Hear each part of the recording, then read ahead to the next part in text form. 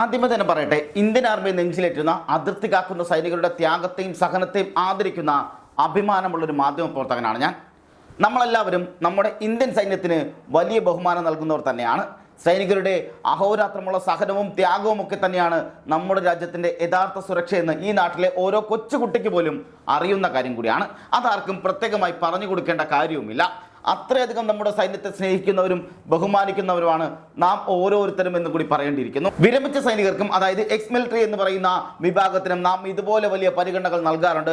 അവരെ നമ്മൾ ഈ പറഞ്ഞ സ്വാതന്ത്ര്യ ദിനത്തിന്, റിപ്പബ്ലിക് ദിനത്തിനൊക്കെ ആദരിക്കാറുണ്ട്, ബഹുമാനിക്കാറുണ്ട്. ഇപ്പോൾ ഈ ദിവസങ്ങളിൽ മാത്രമല്ല, അല്ലാത്തപ്പോഴും നമ്മുടെ രാജ്യത്തിന് കാവലാളെ നിന്നവരാണ് എന്നുള്ള ബഹുമാനം അവർക്ക് എപ്പോഴും നമ്മൾ നൽകാറുണ്ട്. ആ ബഹുമാനവും സ്നേഹവും നാം എപ്പോഴും അവർക്ക് വച്ച് നീട്ടാറുമുണ്ട്. കാരണം എന്താണെന്ന് ചോദിച്ചാൽ, ആയുസ്സിൻ്റെ നല്ലൊരു ഭാഗം, അവരുടെ പ്രായത്തിൻ്റെയും യൗവനത്തിൻ്റെയും ഏറ്റവും നല്ലൊരു കാലഘട്ടം നമ്മുടെ രാജ്യത്തിന് വേണ്ടി, നമ്മുടെ മണ്ണ് കാത്തു സൂക്ഷിക്കുന്നതിന് വേണ്ടി, നമ്മുടെ രാജ്യസുരക്ഷയ്ക്ക് വേണ്ടി, നമ്മൾ ഓരോരുത്തരുടെയും സമാധാനപരമായ ജീവിതത്തിന് വേണ്ടി അതിർത്തികളിലെ അതികഠിനമായ സാഹചര്യങ്ങളിൽ ചെലവഴിച്ച ആളുകളാണ് അവരെല്ലാവരും. അവരെ നാം ബഹുമാനിക്കണം, സ്നേഹിക്കണം, ആദരിക്കണം. അതിലാർക്കും യാതൊരു തർക്കവുമില്ല. പക്ഷേ അങ്ങനെ ഒരു ചിന്തയുമില്ലാത്ത, ഏതൊരു വിവരവും വെള്ളിയാഴ്ചയും ഇല്ലാത്ത കുറച്ച് വിരമിച്ച സൈനികർ കൂടിയുണ്ട്. അതുകൂടി നമ്മൾ ഇവിടെ പറയാതിരുന്നുകൂടാ. അങ്ങനെയുള്ളവർ തന്നെ ഒരു വലിയൊരു കഷ്ടമുള്ള കാര്യം കൂടിയാണ്. അതായത് രാജ്യം അവരെ ബഹുമാനിക്കുന്നുവെന്നും ആദരിക്കുന്നുവെന്നും സ്നേഹിക്കുന്നുവെന്നും തിരിച്ചറിഞ്ഞുകൊണ്ട് തങ്ങളുടെ വർത്തമാനത്തിലും പ്രവൃത്തിയിലുമൊക്കെ മര്യാദയും മാന്യതയും കാത്തു സൂക്ഷിക്കേണ്ട ഉത്തരവാദിത്വം അവർക്കെല്ലാവർക്കുമുണ്ട്. എന്നാൽ അത്തരം യാതൊരു ബോധവുമില്ലാതെ ഒരു ഗ്രൂപ്പിൽപ്പെട്ട ആളാണ് മേജർ രവി എന്ന സിനിമാക്കാരനെന്നാണ് പലരും പറഞ്ഞു വെച്ചിട്ടുള്ളത്. മേജർ രവി ചില ദേശീയ കാര്യങ്ങളിൽ പങ്കെടുക്കുന്ന അല്ലെങ്കിൽ എടുക്കുന്ന സുധീരമായ സൂക്ഷ്മതമായ നിലപാടുകൾ ഈ രാജ്യത്തിൻ്റെ അഭിമാനം വർദ്ധിപ്പിച്ചിട്ടുണ്ടെന്ന കാര്യത്തിൽ വലിയ തർക്കങ്ങളൊന്നും വേണ്ട. എന്നാൽ പക്ഷേ ചില രാഷ്ട്രീയ വിഷയങ്ങളിൽ അല്ലെങ്കിൽ രാജ്യത്ത് നടക്കുന്ന മറ്റു ചില വർത്തമാന സംഭവങ്ങളിൽ തനി ചാണകമായി അധപ്പതിച്ച് വായിൽ തോന്നിയ പിച്ചും പയും വിളിച്ച് പറഞ്ഞ് ചീത്തവിളിയും തല്ലും വാങ്ങിക്കൂട്ടുന്ന വിധത്തിലേക്ക് മേജർ രവി അധപ്പതിക്കുന്ന എന്നുള്ളതാണ് പൊതുവെ ഉണ്ടാകുന്ന വിലയിരുത്തൽ. അത് മേജർ രവിയുടെ കമന്റ് ബോക്സ് കാണുമ്പോൾ തന്നെ അത് മനസ്സിലാക്കും. അത് വല്ലാത്ത കഷ്ടത തോന്നാറുമുണ്ട്, അതായത് വല്ലാത്ത ബുദ്ധിമുട്ടും തോന്നാറുണ്ട്. ഇപ്പോഴാ മോഹൻലാലിന്റെ മകൾ വിസ്മയും എടുത്തിട്ട് അലക്കുന്നു എന്നുകൂടി അറിയുമ്പോൾ അതും വലിയ സംഭവമായി മാറുന്നു. അതായത് മോഹൻലാലിന്റെ മകൾ വിസ്മയ മോഹൻലാൽ മേജർ രവിയെ വളരെ മാന്യമായി, വളരെ നല്ല രീതിയിൽ എടുത്തിട്ട് വലിച്ചു കീറി ഒട്ടിക്കുന്ന സാഹചര്യം ഉണ്ടാകുന്നത്. അതും വളരെ മാന്യമായി, സഭ്യമായി, കൃത്യമായി കുറുക്കിക്കൊള്ളുന്ന രീതിയിൽ മേജർ രവിക്കിട്ട് നല്ല ഒന്നാം തരം മറുപടി തന്നെയാണ് വിസ്മയ നൽകിയിരിക്കുന്നത്. മേജർ രവി എന്തിനാണ് ആവശ്യമില്ലാത്ത വിഷയങ്ങൾ വെറുതെ തലയിട്ട് ഒരു വലിയ വിവാദമുണ്ടാക്കി മാധ്യമങ്ങളിൽ നിറഞ്ഞു നിന്ന് ഇങ്ങനെ നാണം കെട്ട് തെറികേൽക്കുന്നതെന്ന് പലപ്പോഴും പലരും ചോദിക്കുന്നതാണ്. അതിന് ഏറ്റവും വലിയ ഉദാഹരണമാണ് CJP സമരത്തിനെതിരെ മേജർ രവി നടത്തിയ ആ പ്രസ്താവനകൾ. നാം എടുത്തു നോക്കുമ്പോൾ തന്നെ മനസ്സിലാക്കാൻ കഴിയും. നമ്മുടെ രാജ്യത്തിൻ്റെ വിദേശകാര്യ മന്ത്രാലയം പോലും പരസ്യമായി വാർത്താ സമ്മേളനം നടത്തി വ്യക്തമാക്കിയതാണ്, ഡൽഹിയിലെ ഈ സമരത്തിന് വിദേശ ഫണ്ടിങ് വന്നതായി ഞങ്ങളുടെ ഭാഗത്ത് ശ്രദ്ധയിൽപ്പെട്ടിട്ടില്ല എന്നും ഞങ്ങളുടെ ഭാഗത്ത് യാതൊരു തെളിവുമില്ല എന്നും. വിദേശകാര്യ മന്ത്രാലയം അങ്ങനെ പറയുമ്പോഴാണ് മേജർ രവി ഒന്ന് വിളിച്ചു പോകുന്നത് ഡൽഹിയിലെ സമരത്തിൽ അമേരിക്കൻ ഫണ്ടിങ് ഉണ്ട് എന്നുള്ളത്. നോക്കൂ, മനോരമയുടെ വാർത്ത വരുന്നു, വിസ്മയ മോഹൻലാൽ ഈ സമരത്തെ അനുകൂലിച്ച് ഇൻസ്റ്റാഗ്രാം പോസ്റ്റ് ഇട്ടതിൻ്റെ പേരിൽ സ്വന്തം ലൈവ് വീഡിയോയുമായി വന്ന് ഞാൻ മാത്രമാണ് ഇവിടെ വലിയ ദേശസ്നേഹിയെന്നും ബാക്കി എല്ലാവരും രാജ്യദ്രോഹികളാണെന്നുള്ളൊരു പ്രതീതി ഉണ്ടാക്കുന്ന വിധത്തിൽ അസഭ്യവും അതുപോലെ നുണകളും വിട്ടിത്തങ്ങളും വിളിച്ചു പറയുകയായിരുന്നു മേജർ രവി ചെയ്തത്. ആ കൂട്ടത്തിൽ അദ്ദേഹം പറഞ്ഞൊരു വലിയ നുണയാണ്, അല്ലെങ്കിൽ തെളിവില്ലാത്ത അടിസ്ഥാനരഹിതമായൊരു ആരോപണമാണ് ഡൽഹിയിലെ ഈ യുവാക്കളുടെയും വിദ്യാർത്ഥികളുടെയും സമരത്തിന് അമേരിക്കൻ ഫണ്ടുണ്ട് എന്നുള്ളത്. ഇത് കേട്ട പാതി കേൾക്കാത്ത പാതി സംഘപരിവാർ കേന്ദ്രങ്ങൾ, സംഘപരിവാറിന്റെ IT സെല്ലുകൾ ആരെ നോക്കിയും എന്ത് തെറിയും വിളിച്ചു പറയാൻ, എന്ത് ക്രൂരമായി സൈബർ ആക്രമണം നടത്താൻ യാതൊരു മടിയുമില്ലാതെ ഇറങ്ങി പുറപ്പെട്ടു. അമ്മയും പെങ്ങളെയും പോലും തിരിച്ചറിയാത്ത വിധത്തിൽ അശ്ലീല വാക്കുകൾ ഉപയോഗിച്ച് രാഷ്ട്രീയ എതിരാളികളെ തളർത്താൻ ശ്രമിക്കുന്ന സംഘപരിവാറിന്റെ ക്രിമിനൽ മൈൻഡുള്ള അല്ലെങ്കിൽ ആ മൈൻഡ് സെറ്റുള്ള ചില സോഷ്യൽ മീഡിയ ഐഡികളുണ്ടല്ലോ, അവരാണെങ്കിൽ വിസ്മയ്ക്കെതിരെ പാഞ്ഞെടുക്കുന്ന സാഹചര്യമുണ്ടായി. ഇവർക്കുണ്ടാകുന്ന ധൈര്യം എന്താണെന്ന്, അല്ലെങ്കിൽ ധൈര്യം എന്നത് എന്താണെന്ന് പോലും അറിയില്ല. ഒന്നാം തരം പേടിത്തൊണ്ടന്മാരാണ് ഇവരെന്നാണ് പൊതുവെ ഉണ്ടാകുന്ന വിലയിരുത്തലൊക്കെ. ഫേക്ക് ഐഡികളാണ് പൊതുവായി വരുന്നത്. അതായത് ദൈവത്തിന്റെ പടം, മോദിയുടെ പടം, അല്ലെങ്കിൽ നാഷണൽ ഫ്ലാഗിന്റെ പടം, അമിത്ഷായുടെ പടം, അതുമല്ലെങ്കിൽ K സുരേന്ദ്രന്റെയും രാജീവ് ചന്ദ്രശേഖരന്റെയും ഒക്കെ പടങ്ങൾ വെച്ച് ലോക്ക് ചെയ്ത പ്രൊഫൈലുകളും അക്കൗണ്ടുകളുമാണ് ഇതെല്ലാം.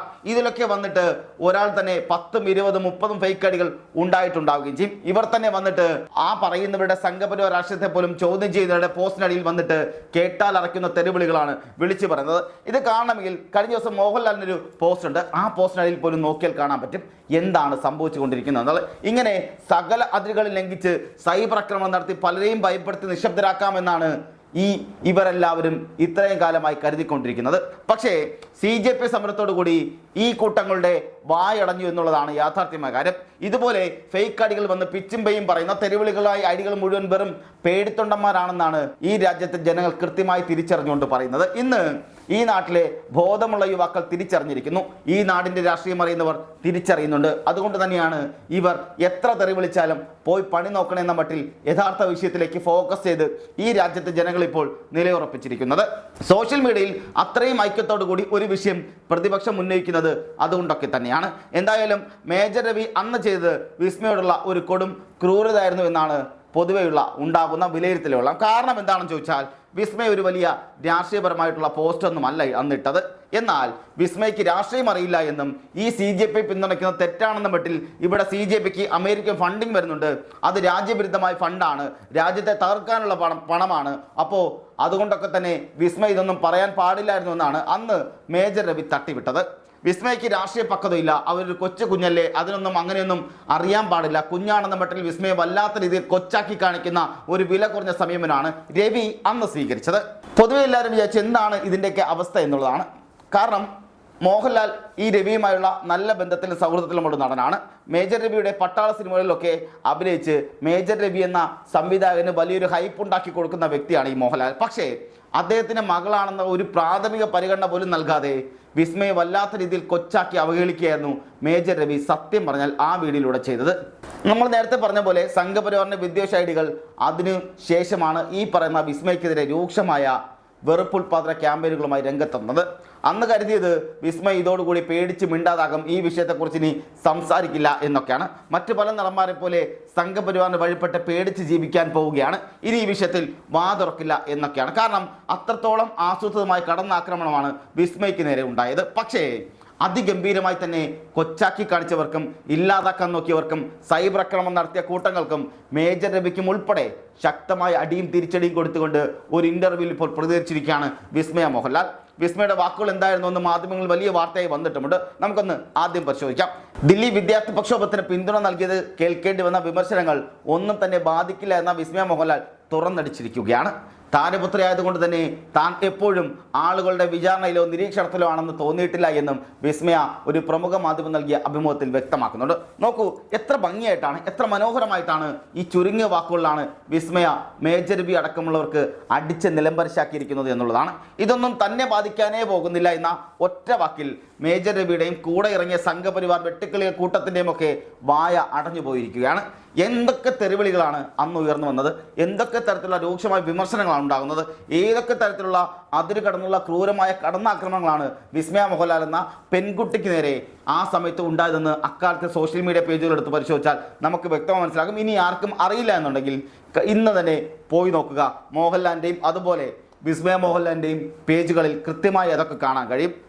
ഏതാണ്ട് 2-3 ദിവസങ്ങളോളം വിസ്മയെ കടന്നാക്കുന്ന വിധത്തിൽ, മോഹൻലാലിനെ കടന്നാക്രമിക്കുന്ന വിധത്തിലൊക്കെ വല്ലാത്ത രീതിയിൽ സകല മാനദണ്ഡങ്ങൾ ലംഘിക്കുന്ന സൈബർ ആക്രമണമാണ് നടന്നത്. ഇപ്പോഴും അത് നടന്നുകൊണ്ടേയിരിക്കുകയാണ്. പോസ്റ്റുകൾ ശ്രദ്ധിച്ചാൽ മനസ്സിലാക്കാൻ കഴിയും. അതോടുകൂടി വിസ്മയ പേടിച്ച് നിലപാട് മാറ്റി ഒളിച്ചോടി പോകുമെന്ന് കരുതിയവർക്കുള്ള ശക്തമായ പ്രഹരം തന്നെയാണ് മേജർ രവിയുടെ കരണം പോയിക്കുന്ന രീതിയിലുള്ള സ്പഷ്ടവും വ്യക്തവുമായ മറുപടി തന്നെയാണ് ഇപ്പോൾ വിസ്മയ നൽകിയിരിക്കുന്നത്. എന്താണ് വിസ്മയ വളരെ കൃത്യമായി പറയുന്നത് നോക്കിയാൽ, ഇതൊന്നും തന്നെ ബാധിക്കുന്ന വിഷയമേ അല്ല, അല്ലെങ്കിൽ തന്നെ ബാധിക്കുന്ന വിഷയമേ അല്ല ഇതൊന്നും എന്നുള്ളതാണ്. പോയി പണി നോക്കണ എന്ന് പറയുന്നതിൻ്റെ മറ്റൊരു മാന്യമായ വെർഷനായിട്ടാണ് ഇതിനെ ഇപ്പോൾ എല്ലാവരും കാണുന്നത്. താൻ കൂടുതൽ കാലവും ജീവിച്ചത് കേരളത്തിന് പുറത്താണ്. അതുകൊണ്ട് തന്നെ മോഹൻലാലിൻ്റെ മകളെന്ന നിലയിൽ ഇതൊന്നും തന്നെ ബാധിച്ചിട്ടില്ല, അല്ലെങ്കിൽ സമൂഹം മുഴുവൻ തൻ്റെ പുറകെ നടന്ന് താൻ എന്ത് ചെയ്യുന്നു എന്ന് നോക്കി മോഹൻലാലിന് മോൾ എന്ത് ചെയ്യുന്നു എന്ന് അന്വേഷിച്ച് നടക്കാറില്ല എന്ന് വിസ്മയ വ്യക്തമാക്കുകയും ചെയ്യുന്നു. അങ്ങനെ നടക്കുന്നവർക്ക് വേറെ പണിയുമില്ല എന്ന് പരോക്ഷമായി വിസ്മയ പറയുന്നതായിട്ടാണ് പൊതുവെ എല്ലാവരും വിലയിരുത്തുന്നത്. അതായത് സമൂഹത്തിൽ ബഹുഭൂരിപക്ഷം വരുന്ന സാധാരണക്കാരായ ആളുകളും താൻ എന്ത് ചെയ്യുന്നു എന്നതിനെക്കുറിച്ച് വെറുതെ അന്വേഷിച്ച് നടക്കാറില്ല. മോഹൻലാലിൻ്റെ മകൾ എന്ന രീതിയിൽ മാത്രം എന്നെ അളക്കാറുമില്ല. എനിക്ക് വ്യക്തമായൊരു ഐഡൻറ്റിറ്റി ഉണ്ട്. മോഹൻലാലുമായി ചേർത്ത് എപ്പോഴും എന്നെ കൊണ്ട് അല്ലെങ്കിൽ എന്നെ അതിൽ കൊണ്ടൊന്ന് കെട്ടേണ്ടതില്ല എന്നുള്ളതാണ്. ഞാൻ സ്വതന്ത്രമായി ജീവിക്കുന്ന ഒരു വ്യക്തിയാണ്. എൻ്റെതായ നിലപാടുകളും ഐഡൻറ്റിറ്റിയും എനിക്കുണ്ട്. അതിനെ ചോദ്യം ചെയ്യാൻ ആരും വരേണ്ടതില്ല എന്ന് തന്നെയാണ് വിസ്മയ തൻ്റെ വാക്കുകളിലൂടെ തെളിയിച്ചിരിക്കുന്നത്. താനൊരു സാധാരണ വ്യക്തിയാണ്, വിമർശനങ്ങളൊന്നും തന്നെ ബാധിക്കാറേയില്ല.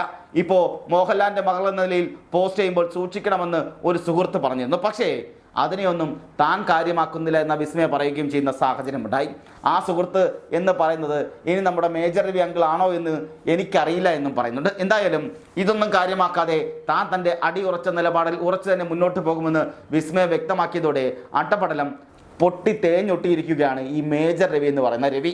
എന്ന് മാത്രമല്ല, മേജർ രവി തട്ടിവിട്ടതുപോലെ വിദേശ ഫണ്ടിംഗ് എന്ന ആരോപണം ഏറ്റെടുത്ത സംഘപരിവാർകാർ ഇവിടെ സോഷ്യൽ മീഡിയയിൽ കിടന്ന് ഉറഞ്ഞു തുള്ളുകയായിരുന്നു. എന്നാൽ അതൊന്നും തെളിവില്ലാത്ത വെറും ആരോപണങ്ങൾ മാത്രമാണ്, കെട്ടിച്ചമച്ച കഥകൾ മാത്രമാണെന്ന് മിനിസ്ട്രി ഓഫ് എക്സ്റ്റേണൽ അഫയേഴ്സിൻ്റെ പ്രതിനിധി മാധ്യമ സമ്മേളനത്തിൽ തന്നെ വന്ന് പറയുന്നത് പോലും നാം കണ്ടതാണ്. അപ്പോൾ കേന്ദ്ര സർക്കാർ പോലും പറഞ്ഞ കാര്യം എൻ്റെ ഏതോ വലിയ ഇൻ്റലിജൻസ് കഴിവുകൊണ്ട് താൻ കണ്ടെത്തി പുറത്തുവിടുകയാണെന്നൊക്കെ പറഞ്ഞ് ആളാകുന്നൊക്കെ മേജർ രവിക്ക് വിസ്മയെ അധിക്ഷേപിക്കാൻ ഒരു കൂട്ടത്തിന് മുന്നിലേക്ക് വലിച്ചിട്ട് കൊടുക്കുന്ന രീതിയിൽ ഫേസ്ബുക്ക് ലൈവുമായി വന്ന മേജർ രവിക്ക് ചുട്ട മറുപടി തന്നെയാണ് കിട്ടിയിരിക്കുന്നത് എന്നുള്ളതിൽ ഇപ്പോൾ ഏറ്റവും പ്രധാനപ്പെട്ട കാര്യം കൂടിയാണ്.